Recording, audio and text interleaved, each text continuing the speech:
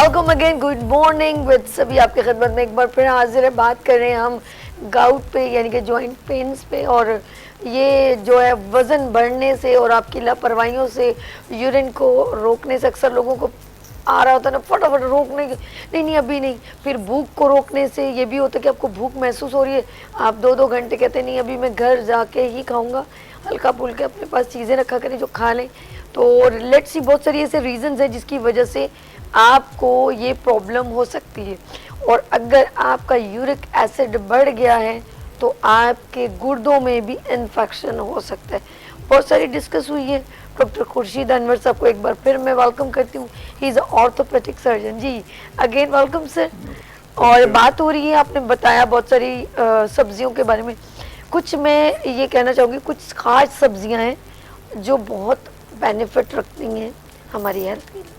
कुछ लोग कच्ची सब्जियां जिन्हें हम कहते हैं, लेट्स सी, सलाद पत्ता और बंद गोभी जो है अक्सर सैलेड में इस्तेमाल, क्या कहते हैं आप इसके बारे में? इसके अंदर आपके लिए ये है कि जो आपकी स्पिनच है, जो पालक है, ओके, ये आपकी बढ़ा देती है। दूसरा ग्रीन पीस यानी कि मटर जो हैं वो आपके बढ़ा देते हैं।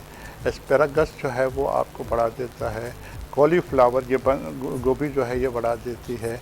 इसी तरह इसके अंदर आपको ये ब्रुसेल्स स्प्राउट्स हैं, ब्रुसेल्स यानी कि छोटी बंद गोभी, ब्रोकली भी, हाँ ग्रीन कलर की, हाँ छोटी ठीक जो ठीक ठीक। होती है वो भी यानी कि आपके यूरिक एसिड को बढ़ाने में बहुत मदद करती हैं।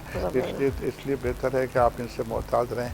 इसी तरह हमारे फ्रूट जो हैं, सिट्रस फ्रूट तो हमारे लिए बहुत अच्छे हैं, लेकिन जो यानी कि इसके अंदर आपका फ्रूट हैं, ग्रेप्स हैं, डेट्स हैं, यानी कि खजूरें हैं, खजूरें हो गई, डेट्स हो गए, पीचेस हो गए, प्लम्स हो गए, पियर्स हो गए और प्रॉन्स हो गए, यानी कि खुश्क आलू बुखारा जो है, बिल्कुल ये आपके लिए मुफीद नहीं है। और यूरिक एसिड, क्या नाम है, गाउट के मरीज़ को इनसे मोहतात रहना चाहिए। हाँ, इनसे मोहतात रहना चाहिए, इनसे मोहतात रहना चाहिए। ये आपके लिए प्रॉब्लम बन सकते हैं हमेशा। इसी तरह शुगरी फूड, शुगरी ड्रिंक्स जो हैं इसको अवॉइड करना चाहिए। मिठाइयों से परहेज़ करनी चाहिए।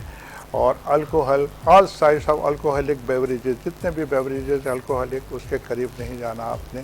तो इस तरह से आप उनकी सेफ साइड रह सकते हैं, वरना ये आपके लिए बहुत बड़ा प्रॉब्लम बन जाएंगे। और जब इसकी आपको अंदाज़ा नहीं है कि जब इसकी दर्द उठती है ना, तो इतनी शदीद होती है कि आप सोच नहीं सकते कि कितनी शदीद होती है।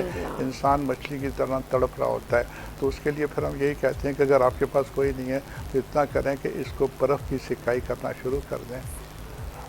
बर्फ़ की सिकाई पहली बार सुना है मैंने, वैसे दूसरी ठकोर सुनी थी, ये बर्फ़ की सिकाई इसकी करनी शुरू करते हैं।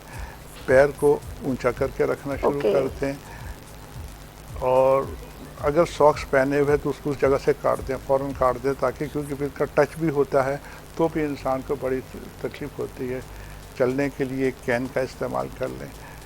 और बहुत सारा यानी कि लेमन जूस जो है, बहुत सारा टार जेरी जूस जो है, यानी कि खट्टा चेरी का जो जूस है, इसके लिए बहुत अच्छा उस वक्त वो लें। लो फैट डाइट जो है, लो फैट डेयरी प्रोडक्ट्स जो हैं वो लें।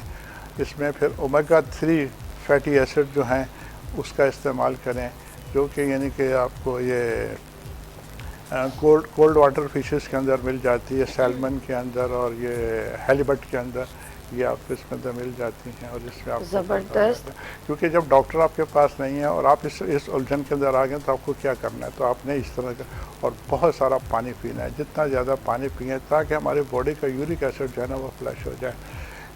इसके अंदर एक और चीज़ जो है, जब हम इसको डायग्नोस करते हैं, साइनोवियल फ्लूइड इसका एक होता है जिसको हम लेकर डायग्नोस करते हैं और फिर कंफर्म करते हैं कि इसको यूरिक एसिड गाउट इसको हो चुका है। उसके अंदर जो उसको हम करते हैं, जब इसके क्रिस्टल को चेक करते हैं तो उसका डबल शेड यानी कि साया जो है ना, उसका डबल साया पड़ रहा होता है, डबल रिफ्लेक्शन उसका हो रहा होता है। मोनोसोडियम यूरेट्स कहते हैं उसको, मोनोसोडियम यूरेट्स। तो उनका माइक्रोस्कोप के अंदर उसका डबल शेड्स पड़ रहे होते हैं और नज़र आ रहे होते हैं। इस तरह और बात से इसका एक्सरे भी करके फिर हम चेक कर लेते हैं, फिर इसका अल्ट्रासाउंड भी करके चेक कर लेते हैं, लैब टेस्ट कर लेते हैं जिसमें यूरिक एसिड एस्टिमेशन कर लेते हैं कि कितना, यानी कि इसके अंदर किडनी फंक्शन भी चेक कर लेते हैं कि किडनी किस हद तक यानी कि इससे मुतासर हुए हुए हैं, तो वो भी चेक करते हैं। CBC वगैरह भी कर लेते हैं। तो इस तरह के और टेस्ट जो है वो भी हम कर लेते हैं ताकि हम किसी कंक्लूजन के साथ। एक एक्यूट अटैक जब होता है तो वो तकरीबन यानी कि बगैर किसी ट्रीटमेंट के तकलीफ़ के साथ 7 से 14 दिन के अंदर तकरीबन वेव ऑफ हो जाता है। ये तो एक्यूट गाउट है, लेकिन बाज़ का क्रोनिक गाउट भी हो जाता है जिसके अंदर यानी आपको तकरीबन यानी कि साल में 2 या 3 अटैक्स होते रहते हैं। वो फिर क्रोनिक गाउट का कन्वर्ट हो जाता है, जिसमें आपके जो जॉइंट जो है वो स्टिफ हो जाता है, डिस्ट्रक्टिव हो जाता है और डिफॉर्मिटी उसके अंदर पैदा हो जाती है, यानी कि टेढ़ापन उसके अंदर आ जाता है, शक्ल और सूरत उसकी ख़राब हुई होती है, तो वो उसके साथ उसके पर भी असरअंदाज होता है। इसी तरह बातें करते रहो तो उसमें एक सवाल उठ जाता है, सूडो गाउट क्या है? सूडो गाउट, अच्छा, इसमें भी कोई वो एग्जाम है हाँ, टाइप से? ये सूडो गाउट क्या चीज़ है? वो फिर आगे सवाल ये पैदा हो, सूडो गाउट क्या चीज़ है? जिस तरह गाउट जो है वो मोनोसोडियम यूरेट क्रिस्टल से तब्दील होती है, इस तरह वो कैल्शियम पायरोफॉस्फेट डाइहाइड्रेट क्रिस्टल के साथ जन्म लेती है सूडो गाउट। ये साउंड इसका देखें तो गाउट की तरह होगा, इसका फंक्शन जो देखें वो डिफरेंट होगा, लेकिन वो गाउट नहीं होगी, लेकिन गाउट की तरह उसने प्रेजेंट करना है, लेकिन वो गाउट नहीं होगी। अच्छा, सूडो गाउट कहेंगे उसको। अच्छा डॉक्टर साहब, फिल्मों में अक्सर मजाक से कहते हैं, वो मैं पूछना चाह रही हूँ कि मैं तुम्हारी कटोरियाँ निकाल दूंगा, ये क्या?